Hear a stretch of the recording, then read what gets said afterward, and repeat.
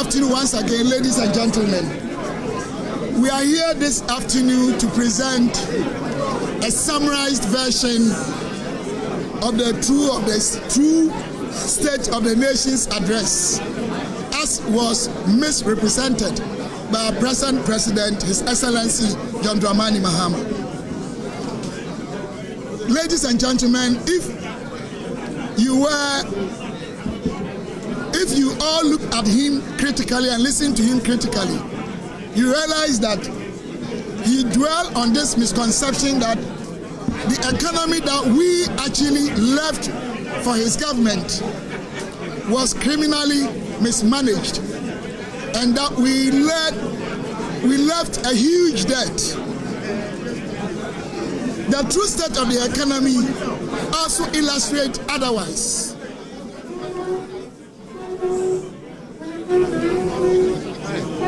Ladies and gentlemen, this afternoon,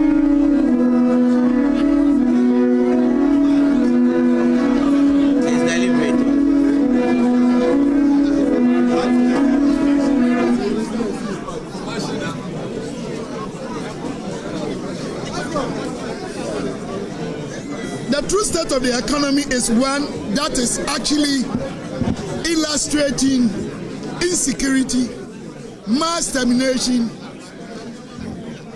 mass violations of human rights, and misapplication and breaching of our own constitution, which is the 1992 Constitution of Ghana.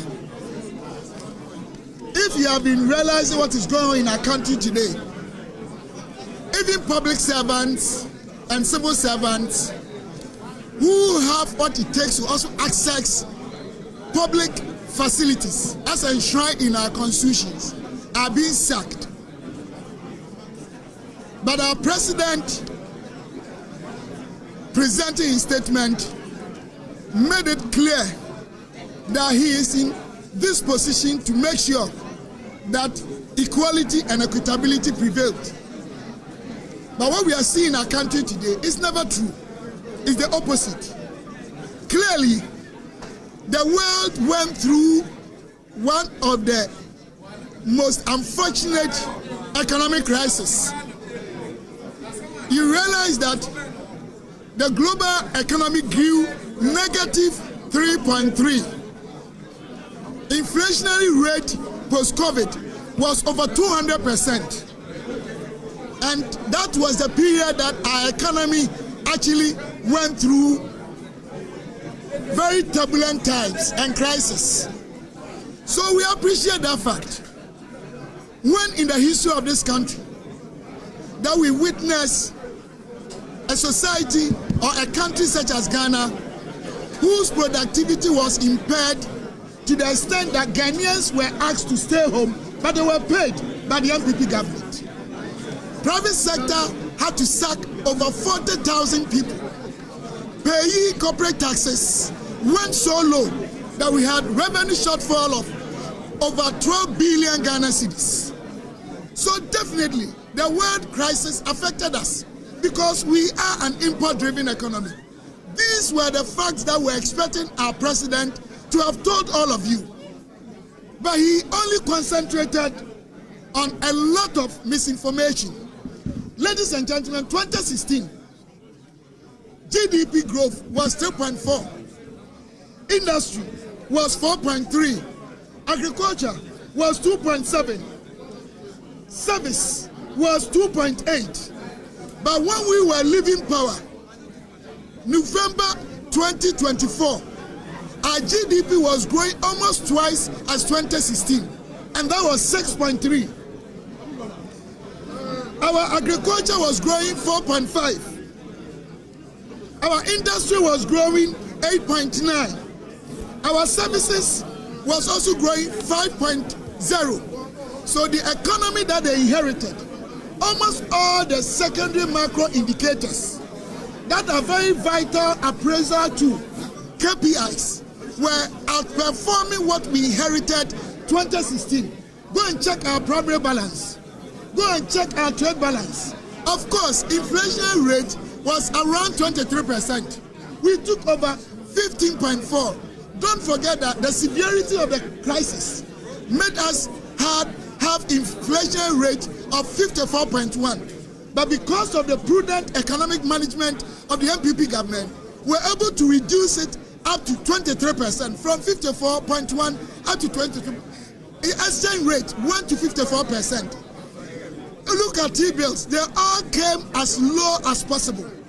Ladies and gentlemen, there's one thing I want you to know, that our president did not address the true state of the nation's economy. We have a lot, time will not allow me. One statement that he made that I was very much surprised was the fact that we had left billions of cedis at the defense ministry.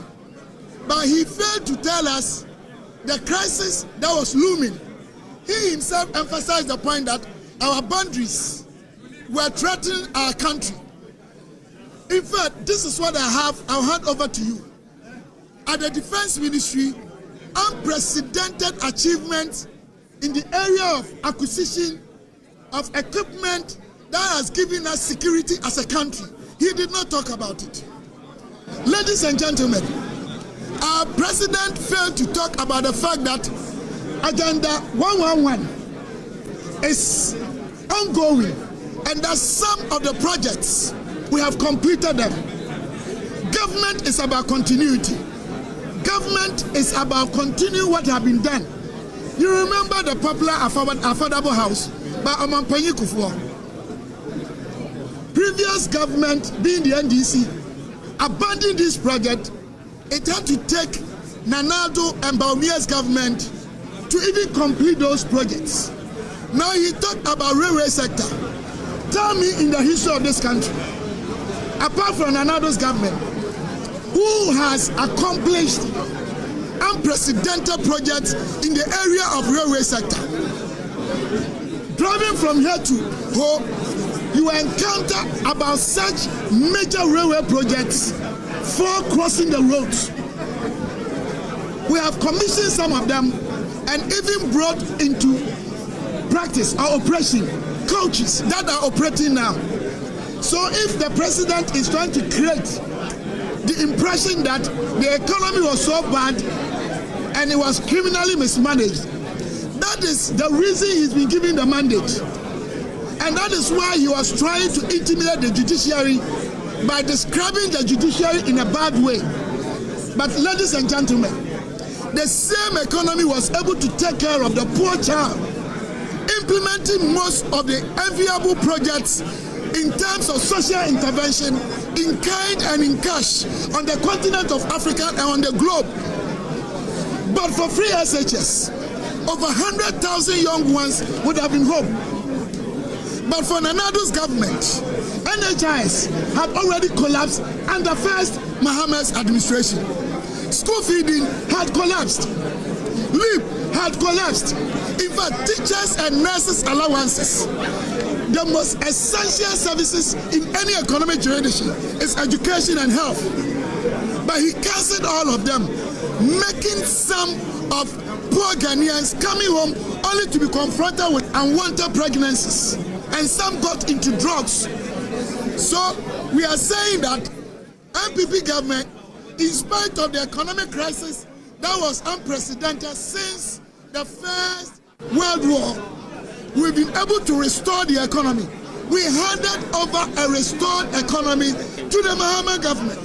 A working economy, operationally, it was so fundamentally correct that the economy that we left, in terms of primary macro indicators, in terms of secondary macro indicators, in terms of education, in terms of agriculture, in terms of health, they actually inherited a better economy. All the payments he's talking about, where did they get money from? Where did they get money from? Within this shortest possible time, they have borrowed almost 59 billion Ghana cedis. Only in 50 days, less than 2 months. Less than 2 months, Mohammed's administration has borrowed 59 billion, unprecedented. So all that we are telling you is that Ghanaians have given them the mandate. Ghanaians are expecting them to treat everyone, whether you are from the north or south or central part of Ghana, whether you are Nilaye or Kwame Asante or Delali or Amegashi. Ghana is one country with one people with one destiny. Why are they even sacking nurses and teachers? Whilst in most of the communities in the northern part, Ashanti, and in the Volta region, they don't even have teachers and nurses. In conclusion, we want to tell you that in the first place, the economic figures have indicated us that we